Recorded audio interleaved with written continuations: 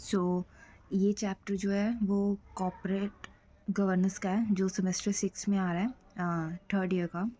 तो इसके मैंने नोट्स बनाया है चैप्टर 1 के, जिसमें मैंने मीनिंग लिखा है और स्कोप्स लिखे हैं और आगे भी इम्पॉर्टेंस लिखी है मैंने।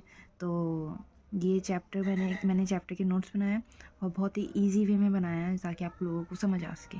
तो पहला मीनिंग कॉर्पोरेट गवर्नेंस का मीनिंग क्या होता है, ये सिंपल वे में कॉर्पोरेट का मीनिंग होता है कि कंपनीज, फर्म, एलएलपी, इंडिविजुअल, हम कॉर्पोरेट एमएनसीज को, कंपनीज को ही नहीं बोलेंगे, हम इन सबको बोल सकते हैं। इंडिविजुअल भी कॉर्पोरेट में ही आता है। Governance means related to the governor. Okay, तो इसमें कौन कौन इंक्लूड होता है, शेयर होल्डर्स कौन कौन होते हैं, जैसे कि शेयर होल्डर्स हो गए, मैनेजमेंट हो गए, एम्प्लॉयज़ हो गए, कस्टमर्स हो गए और कम्युनिटी होगी। एक तरह से मैं सिंपल लैंग्वेज में बोलूँ इससे कि क्या मीनिंग हो सकता है, जैसे कि हम एक तरह से कंपनी को रन कर रहे हैं ट्रांसपेरेंटली, कंपनी जो कस्टमर के साथ है प्रॉपरली, हम एथिकली यूज़ कर रहे हैं उस पावर को और ऑल्सो कंपनी के लॉस को, और एक तरह से लॉन्ग टर्म के लिए अचीवेबल हो, इफ़ेक्टिवली हम यूज़ कर सकें। तो एक तरह से हम बैलेंस करके चल सकें मैनेजमेंट इंटरेस्ट को और कंपनी के जो भी मैनेज होते हैं, बहुत ही सारी चीज़ें मैनेज करनी होती हैं हमें, तो उस बेस पे ये कॉर्पोरेट गवर्नेंस बना है। अब आगे बात करते हैं जो कि है स्कोप की। स्कोप का क्या मीनिंग होता है, जैसे स्कोप हो गया प्रिंसिपल कंपोनेंट्स, या अगर तीनों में से कुछ भी आता है तो आपको यही लिख के आने हैं पॉइंट्स। एक पहले आता है ट्रांसपेरेंस क्या होता है, जो हम एक दूसरे से क्लियर कम्युनिकेशन रखें कस्टमर्स के बीच में, अपने बीच में, फाइनेंस डिस्कशन में, सब में। फिर होता है अकाउंटेबिलिटी होता है जो हम मैनेज करके चलें, जो भी हम आंसरेबल होते हैं जिनको, जैसे एज अ कंपनी मैं हूँ तो मेरे को आंसरेबल हूँ मैं शेयर होल्डर्स को और अदर शेयर स्टेक होल्डर्स को। तो जो भी मैं एक्शन लूँगी, जो भी चीज़ें होंगी, तो मैं अकाउंटेबल रखूँ उसकी, मैं अकाउंटेबल हूँ, तो मेरे को अकाउंटेबल रहना पड़ेगा एज अ कंपनी। फिर एथिकल प्रैक्टिस कि हाँ भाई हम रिस्पॉन्सिबल हों अपने बिहेवियर को लेके, ऑनेस्ट हों और फेयर हों। ये नहीं कि हम कुछ बायसनेस दिखा रहे हैं या फिर हम कुछ झूठ लेके चल रहे हैं उस कस्टमर्स के साथ में। उसके बाद आता है स्टेक होल्डर्स प्रोटेक्शंस। इसमें आता है कि हम जो भी राइट्स हैं और इंटरेस्ट हैं शेयर होल्डर्स के, एम्प्लॉयज़ के, कस्टमर्स के, वो हम सेफ गार्ड लेके चलें, मतलब हम सेफली उन्हें प्रोटेक्ट करके, कि ये ना हो कि हम कुछ गेम खेल जाएं या फिर हम अपना ही सोचें, हमको स्टेक होल्डर्स, शेयर होल्डर्स के भी देखने हैं। अब हम आगे चलते। अब आता है रिस्क मैनेजमेंट। ये मैंने मैनेजमेंट की शॉर्ट फॉर्म लिखी है, तो ये मैनेजमेंट है। रिस्क मैनेजमेंट जो होता है, हम उसमें देखते हैं कि हाँ हमें जो रिस्क मिल रहा है, मतलब जो भी हमारे जैसे कंपनीज में कितने सारे रिस्क हमें लेने पड़ते हैं, तो जो भी रिस्क होंगे हम उनको मैनेज करके चलें, आइडेंटिफाई पहले ही कर लें, उनकी प्लानिंग करके चलें, सब कुछ करके चलें। तो एक तरह से रिस्क मैनेजमेंट है। सस्टेनेबल ग्रोथ, हमें फोकस करना चाहिए लॉन्ग टर्म स्ट्रेटजीज पे for financial and social being. ये तो बहुत ईजी था। उसके बाद है रेगुलेटरी कंप्लायंस जो होता है, ensuring companies follow all laws, regulation and industry standards. मतलब कि कंपनी जो हो वो प्रॉपरली कंपनी लॉ से रिलेटेड सारे कुछ लॉज जो है वो लेके चल रही है, रेगुलेशन को प्रॉपरली वेरीफाई कर रही है, तो इसका मीन्स होता है रेगुलेटरी कंप्लायंस।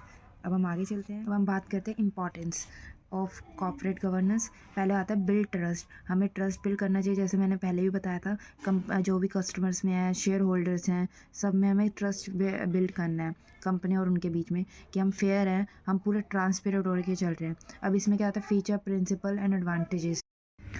उसके बाद हम बात करते हैं प्रोटेक्ट्स स्टेक होल्डर्स जो होते हैं, उसमें हम पहले भी मैंने बात करी थी, शेयर होल्डर्स होते हैं, जो भी राइट्स है उनकी सेफ्टी है वो हमें पूरी लेके चलनी है। एम्प्लॉयज़ हो गए, कस्टमर हो गए, कम्युनिटी होगी, तो एज अ कंपनी हमें उनकी प्रोटेक्शन भी देखनी है, क्योंकि वो कम्युनिकेशन के थ्रू हो सकता है, और भी बहुत सारे पेपर वर्क्स होते हैं, और क्लियर कम्युनिकेशन बहुत इंपॉर्टेंट है। उसके बाद हम आगे बात करते हैं इनहेंस रेपुटेशंस। उसके बाद आता है ethically practice to improve the companies image and attract more investor and customers. Easy है कि हाँ हमें कंपनीज इमेज बना के रखनी है अच्छी, तो हमें जो है इन्वेस्टर्स को, कस्टमर्स को अट्रैक्ट कैसे करना है प्रॉपरली, हमें जो इमेज हमें एथिकली प्रैक्टिस करनी चाहिए। वो कैसे करेंगे कि हाँ हमारी जो कंपनी है वो फ्रॉड नहीं है, वो बहुत ही ज़्यादा फेयर है, और वो एज अ प्रूफ भी दिखा सकती है, तो एज अ प्रूफ आपको होना चाहिए।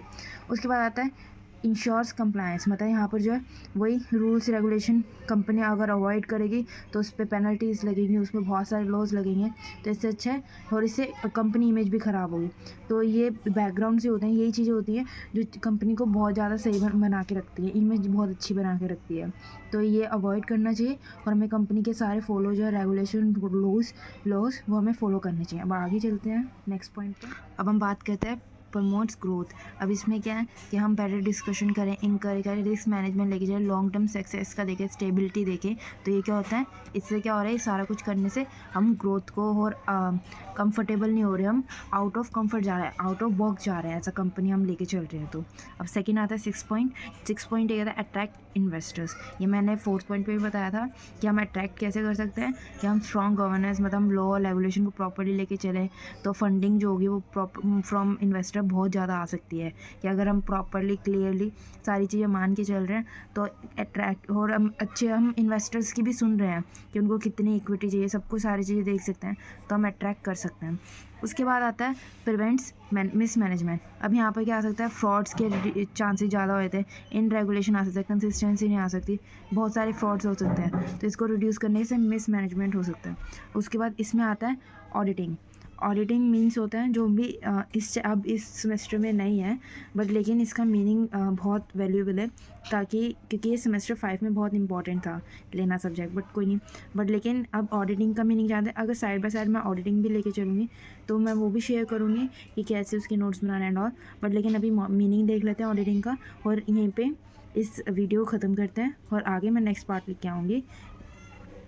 ऑडिटिंग का मीनिंग होता है कि हम पूरे फाइनेंशियली रिकॉर्ड, सिंपल मीनिंग, जो भी फाइनेंशियल रिकॉर्ड्स एंड एक्टिविटीज़ हैं, हम वो एवरीथिंग करेक्ट करके चल रहे, लीगली वेल मैनेज्ड हैं, और हम चेक करके चल रहे हैं कंपनी फाइनेंशियली को, और वहाँ पर जो है कोई भी मिस्टेक नहीं है, मिसयूज़ नहीं है मनी का, फ्रॉड नहीं है, उसे बोलते हैं ऑडिटिंग।